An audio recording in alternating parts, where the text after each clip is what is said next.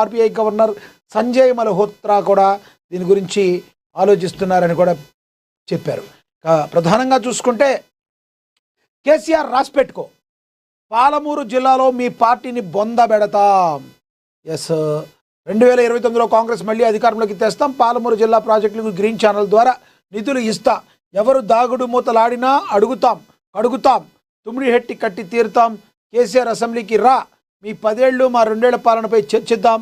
జడ్చర్ల సభలో ముఖ్యమంత్రి రేవంత్ రెడ్డి సవాళ్లు విసిరారు.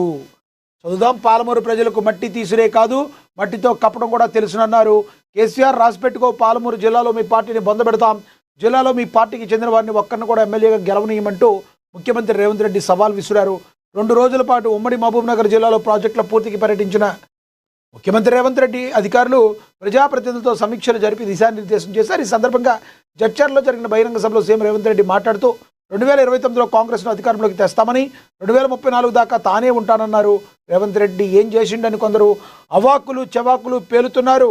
15 లక్షల రేషన్ కార్డులు అందించినాం, 4.50 లక్షల ఇందిరమ్మ ఇండ్లు మంజూరు చేసినాం, 50 లక్షల కుటుంబాలకు 200 యూనిట్ల ఉచిత విద్యుత్ అందించినాం, 10,000 కోట్ల మహిళలకు ఉచిత బస్సు ప్రయాణానికి ఖర్చు చేసినాం. ఇలా మేం చేసింది చెప్పాలంటే రాస్తే రామాయణం, చెబితే భారతం. మీ 10 ఏళ్ల పాలనపై, మా 2 ఏళ్ల పాలనపై చర్చిద్దాం. కేసీఆర్ అసెంబ్లీకి రా, నీ పేరు కేసీఆర్ అయితే చర్చకు రా, చర్చిద్దాం. మాది తప్పైతే నేను క్షమాపణ చెబుతా అంటూ సీఎం సవాల్ విసిరారు. గోదావరి జిల్లాలపై చర్చిద్దామంటే మహారాష్ట్ర ముఖ్యమంత్రి దాగుడు ముడతలు ఆడుతున్నారు. బీజేపీ నాయకులు తప్పించుకు తిరుగుతున్నారు. ఎన్నాళ్ళు తప్పించుకు తిరుగుతారు? ఎవరు దాగుడు మూతలు ఆడినా తప్పించుకు తిరిగినా కడుగుతామని చెప్పి రేవంత్ రెడ్డి ఫైర్ అయ్యారు.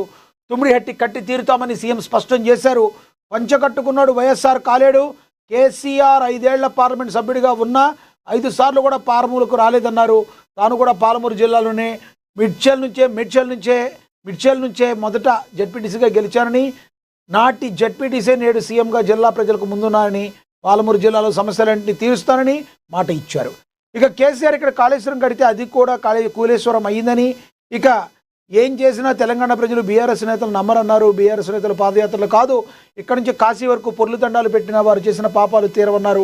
పాలమూరు నుంచి గెలిచి ఇక్కడి నుంచి పారిపోయిన కేసీఆర్ ద్రోహి అవుతారా, లేక పాలమూరు అభివృద్ధి కోసం సీఎంగా కృషి చేస్తున్న తాను ద్రోహి అవుతానో ప్రజలకు స్పష్టంగా తెలుసునన్నారు. కేసీఆర్ తర్వాత ఆయన కొడుకు మనవడు రాజ్యమేలడానికి ప్రజలు పిచ్చోళ్ళు కాదన్నారు. లాల్చీ వేసుకున్నాడు లాల్ బహదూర్ శాస్త్రి కాదు, గడ్డం పెంచుకున్నాడు భగత్ సింగ్ కాదు, పంచకట్టుకున్నాడు వైఎస్ఆర్ కాలేడన్నారు.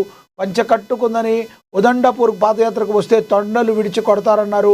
10 ఏళ్లలో బీఆర్ఎస్ ప్రభుత్వం సాగునీటి ప్రాజెక్టులకు 1,00,000 కోట్లకు పైగా ఖర్చు చేసిన కేసీఆర్ ఉదండపూర్ ముంపు బాధితులకు మాత్రం 800 కోట్లు ఇవ్వకుండా జైల్లో పెట్టించి కొట్టించారని ఆరోపించారు. అలాంటి బీఆర్ఎస్ నేతలు నోరు తెరిస్తే అబద్ధాలు చెప్తున్నారని పాలమూరులో బీఆర్ఎస్ జెండా ఎగరనివ్వమన్నారు. గద్దెలు కోలాలి, బీఆర్ఎస్ జెండాలు దిగాలని ప్రజలకు పిలుపునిచ్చారు. బీఆర్ఎస్ నేతలు ఇల్లు కట్టిన చోట్ల ఓట్లు అడగాలని, తాను ఇందిరమ్మ ఇల్లు కట్టించిన చోట్ల ఓట్లు అడుగుతానని, బీఆర్ఎస్ నేతలకు డిపాజిట్లు వస్తే నా పేరు మార్చుకుంటానని బిగ్ ఛాలెంజ్ విసిరారు. ఇక తాడు బొంగరం లేని 2 నేతలకు తమ పైకి వదిలారని, వాళ్ళతో చెప్పించుకునే పరిస్థితిలో తాము లేవని సీఎం రేవంత్ రెడ్డి అన్నారు.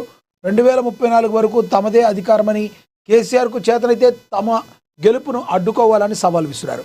2029లో గెలుపు ఎవరితో తేల్చుకుందామన్నారు. సభకు అనిరుద్ధ్ రెడ్డి అధ్యక్షత వహించగా మంత్రులు ఉత్తమ్ కుమార్ రెడ్డి, జూపల్లి కృష్ణారావు, వాకిటి శ్రీహరి, జిల్లా ఎమ్మెల్యేలు ఈ కార్యక్రమంలో పాల్గొనడం జరిగింది. చాలా ఘాటు వ్యాఖ్యలైతే రేవంత్ రెడ్డి చేశారు. కేసీఆర్ అంటేనే సారా అని, సారా అంటే కేసీఆర్ అని కూడా ఆయన ఘాటుగా వ్యాఖ్యానించడం అయితే జరిగింది. ఇక ఆర్టీసీలో గుర్తింపు కార్మిక సంఘ ఎన్నికలకు గ్రీన్ సిగ్నల్ సన్నాహకాలు షురూ చేశారట. రిటర్నింగ్ అధికారిని నియమించినారు. కార్మిక శాఖ అని కూడా ప్రచురించారు.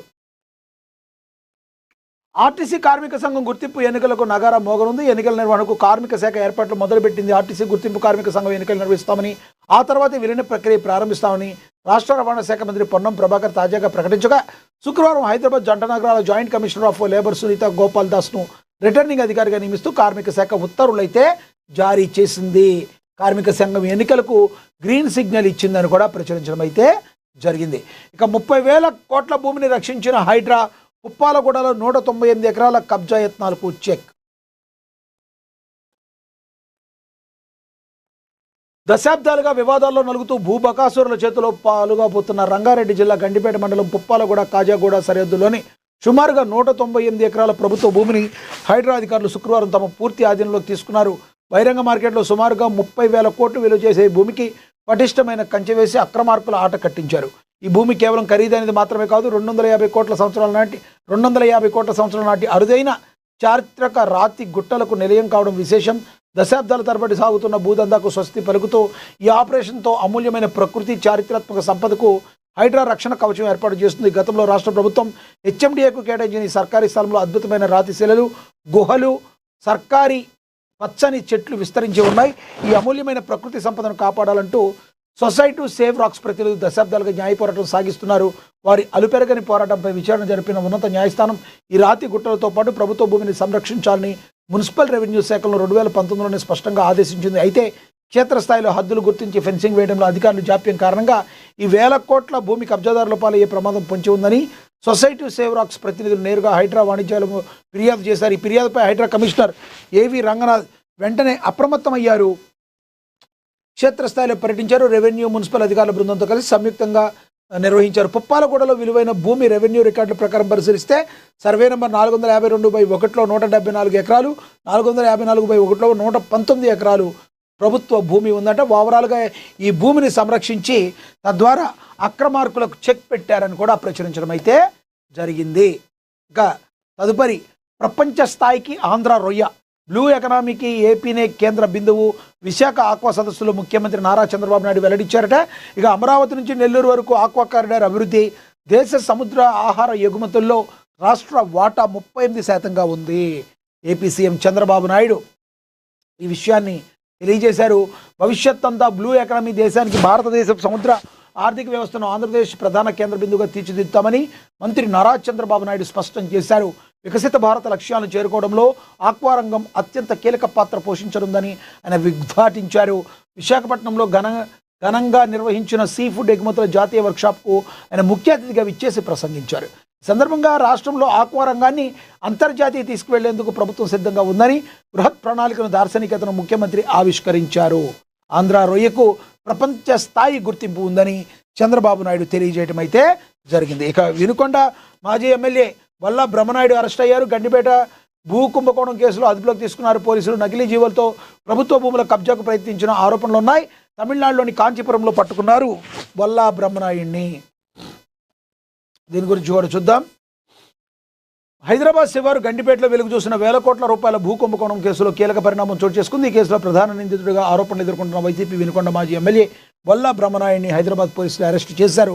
కొంతకాలంగా పరారీలో ఉన్న ఆయన తమిళనాడులోని కాంచీపురంలో అదుపులోకి తీసుకున్నట్లుగా పోలీసులు తెలిపారు. గండిపేట, నార్సింగి ప్రాంతాల్లో అత్యంత విలువైన ప్రభుత్వ భూములకు సంబంధించిన నకిలీ ప్రభుత్వ ఉత్తర్వులు, జీవోలు సృష్టించి వాటి ద్వారా అక్రమంగా విక్రయించేందుకు బ్రహ్మనాయుడు మరికొందరు ప్రయత్నించినట్లుగా ప్రధాన ఆరోపణలు ఉన్నాయి. ఈ భారీ భూ కుంభకోణం విలువ 1500 కోట్లకు పైగా ఉంటుందని అధికారులు అంచనా వేస్తున్నారు. ఈ కేసుకు సంబంధించిన పోలీసులు ఇప్పటికే 3 నిందితులను అరెస్ట్ చేసి విచారిస్తున్నారు. వారిచ్చిన సమాచారంతో ఈ కుంభకోణంలో బ్రహ్మనాయుడి పాత్ర దృష్టి సారించారు. అప్పటి నుండి తప్పించుకు తిరుగుతున్న ఆయన కోసం గాలింపు చేపట్టారు. ఆఖరికి కాంచీపురంలో ఈ యొక్క మహానుభావుడిని పట్టుకోవడం అయితే జరిగింది, అరెస్ట్ చేయడం జరిగింది అని ప్రచురించారు. అదేవిధంగా చూసుకుంటే త్వరలో ప్లాస్టిక్ కరెన్సీ పరిశీలనలో పాలిమర్ నోట్ల ప్రతిపాదన ఆర్బీఐ గవర్నర్ సంజయ్ మల్హోత్రా తెలిపారు. మరి కరెన్సీ ఎప్పుడు కూడా కరెన్సీ ముద్రించాలన్నా కూడా బోళ్ళంత మనీ అవుతుంది, దానికి బోళ్ళంత డబ్బు ఖర్చు అవుతుంది. కాబట్టి ప్లాస్టిక్ కరెన్సీ అయితే బాగుండే అవకాశం ఉంటుందని చెప్పి దాని గురించి కూడా ప్రచురించారు.